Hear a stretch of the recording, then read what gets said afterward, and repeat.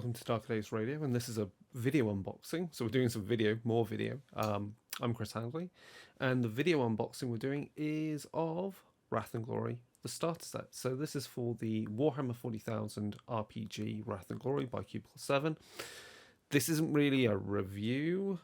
This is more my impressions, my first impressions of seeing the finished product, because I write for Wrath and Glory. I didn't write for this product, so I haven't contributed to this. So there are elements of it which are obviously new to me, because there's characters and background material and ideas that are rather cool that I like, that I'm going to make use of in my own games. But I'm going to go through it. You can see some video of the unboxing as I chat through it. So as you open the box, the first things you're going to find in there is a set of dice. Now these dice are D6s, and they have obviously numbers 1 to 6. You'll notice that on the 5 and the 4 there are skull icons, and on the 6 there's a skull with kind of like a crown or a radiant burst around the crown, and so that represents either icons or exalted icons that have impact in the game. You also get one red die for a wrath die. So if you've watched our Let's Play videos of Wrath and Glory, you'll be aware of those already. So other than the dice, well, the first thing that you're presented as you open up is something that says read me first. When you open this, it's a bifold sheet, and inside is essentially what's in the box. It's telling you what you've got in there, and it's also telling you about what is Warhammer 40,000 Wrath and Glory. So it's just a quick primer of what this is, some keywords, some ideas, some concepts. So if you're also quite new to Warhammer 40,000, this is a place to get started. You then get a series of similarly bifold sheets that are your character sheets. They have on the back some character art. On the front they have the same character art, but with a quick description of the character, so that players who are new to this game can get a quick overview of who these characters are and pick them without kind of being spoilt by what's inside, because inside are secrets about the character, their background, their abilities, their profile, their connections, and these are things that you will explore through the course of playing the starter set. So there are a few characters that you can pick from. There's Elatha, the Eldari Ranger. We also have Treve, who's a Skitari of the Adeptus Mechanicus. We have Marius, who is a Space Marine Scout. We have a rogue trader called Lachlan Teague. We have Somnus, who is a Sanctioned Psyker. We also have Sister Honora, who is a Sister of Battle, the Adeptus Soriatus. So those are your series of characters. They're all, I think, basically they count as tier 2 characters. So that gives you an idea of where this is scaled to have some fun with what you're playing. Next inside the box is your tokens. So you've got a number of Wrath tokens, a number of Glory tokens, and a number of Ruin tokens. So these are used throughout the series of play. The Wrath tokens are for the players. The Glory tokens are a combined pool of tokens that are used by all players. That starts off at 0 and builds up through play. And similarly, Ruin are tokens that depend upon which characters, which NPCs are in play. You start with a number of those, and of course they'll go up and down and are used by the GM to activate abilities and so forth of the villains. I say villains, it's Warhammer 40,000, the antagonists. You also get a series of sheets. These sheets are single-sided. They're quite hard wearing and thick, which is good. You get an overview of the Gilead system and the planets and what type of worlds they are. Those will be expanded in the next booklet. But then also you've got a series of sheets which are quick reference. So you've got what Wrath and Glory are, and fear tests. You've got what making a test is, how you do it, opposed test, shifting icons, damage, etc. And then you've got more about actions, the critical hit table. So as someone that, I write for the game, I know the game quite well, but these quick reference sheets are still quite useful to have in play. So then the next thing we get is this booklet here, the Vonius Flotilla.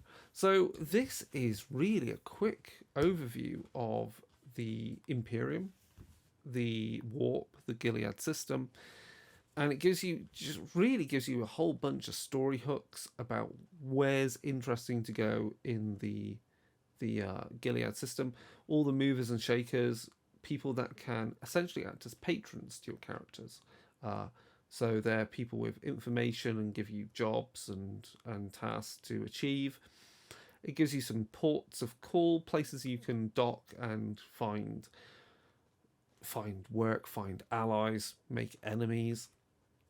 And then you've also got, towards the end of the booklet, you've got some quick adventures. So these are, when I say quick adventures, they're not quick adventures, they're adventure frameworks.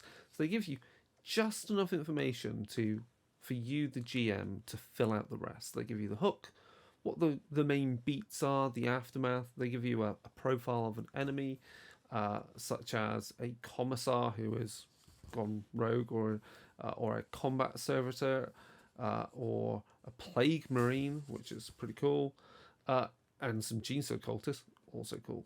So there's a good range of introductory villains that you can make use of, and as a adventure frameworks that you can build around, which is great. So, and as a games master, that kind of holds your hand enough, because you don't want to always be using off the shelf scenarios. Or when I say you don't want to, I mean in the sense of they may not fit for what you have in mind for your players who've got their own characters.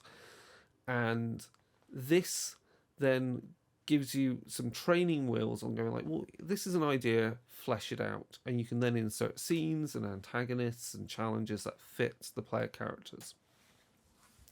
Then the next booklet, the last booklet, is the Traitor's Hymn. So the Traitor's Hymn is a full scenario from start to finish, and this looks at your player characters, your agents, beginning on a ship called the Herald of Vonius, this void ship, and yeah, things happen pretty brutal. I'm not going to give too many spoilers, but a warp rift opens and stuff comes through, and it gets pretty dicey.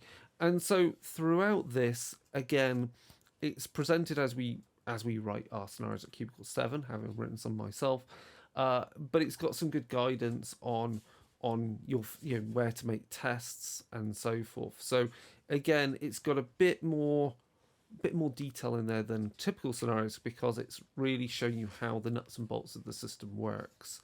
But yeah, and then you've got a whole load of stuff in here, like you've also got an immaterium effects table, so you can find out like basically how the warp starts influencing reality around the agents and kind of playing on their minds.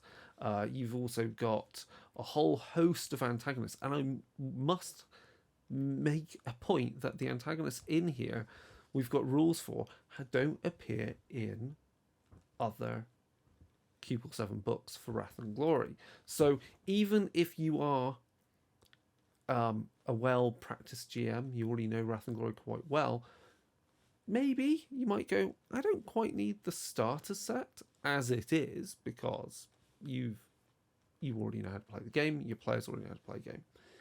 But even as a PDF, this is pretty cool. There are antagonists in here where I opened up and I went, oh, and I'm buying, so let me put that into context. I am buying some toy soldiers, buying some Warhammer miniatures, some 40k miniatures, so I can use them with this scenario, so I can go to demo events with this kit, plus some miniatures and the tiles from Necromunda, the card tiles they did when the new Necromunda first came out. So that then I've got a whole host of miniatures to really make it engaging for the players. And then in the bottom of the box, you've got, again, the Gilead system, kind of like list of planets. And that acts like the box then itself acts as a dice tray of sorts. So that's it. So my biased, a very biased opinion is that this is really useful. There's bits in here that even me, as a writer for the game, go, ooh, I like that. That's cool. I'm going to use that. There's antagonists that I haven't seen rules for like before. There's the card sheets. That's good. Dice are always useful. The fact that they've got the pip markers on them for the exalted icons and the regular icons. That's great. Also, more of the patrons, the NPCs, antagonists, and allies that you can make. They're useful characters that I can drop into my own games. So overall, it's a good bit of kit. Now, for the price that it is akin to, I think it's akin around about the same price as the rule book, maybe a bit less. But the difference is, compared to the rule book, this will give you enough to get going. You're not going to have the rules for experience and so how to increase your characters' profiles and attributes as they progress through stories. But it gives you all the tools to get going, especially if you've got a group of players who are also quite new to roleplay. And that might well be the case if you're coming to this as fans of Warhammer 40,000 who, you can play the war game, you understand war games, you understand dice, but you're new to role play. And you go, let's play this because we like Warhammer 40,000. So it's a pretty cool starter set to get you going. And again, it's equivalent to the one they do for Warhammer and Age of Sigmar Soulbound, and of course what they're going to bring out for Imperium Maledictum. So overall, I'm quite happy with it. I'm going to be using it at demo events, and I'm going to have a lot of fun with the scenario from the looks of things. I'm not going to give any spoilers on that at all, because that's not the purpose. I just kind of give you my view of the utility of it. So that's me done with this kind of quick overview. So if you've got any questions, opinions, go to Dark Days Radio. You can find us at www.darker-days.org. Go to @DarkerDaysRadio on our social media. You can go over to our Discord, have a chat to us there, ask some more questions. If you've got some particular questions about this product, you can ask me about them. And if you want to see some other similar unboxings, then by all means, give us a shout. Also, head over to our YouTube videos to see actual play of like Imperium Maledictum. If you go over to Gehenna Gaming and also onto our YouTube channel, you'll find actual play videos of campaigns or short one-shots of Wrath and Glory that will also give you some insight into what the system is like and how it plays and how I run it. So, that's it. Hope you enjoyed it, and goodbye for now.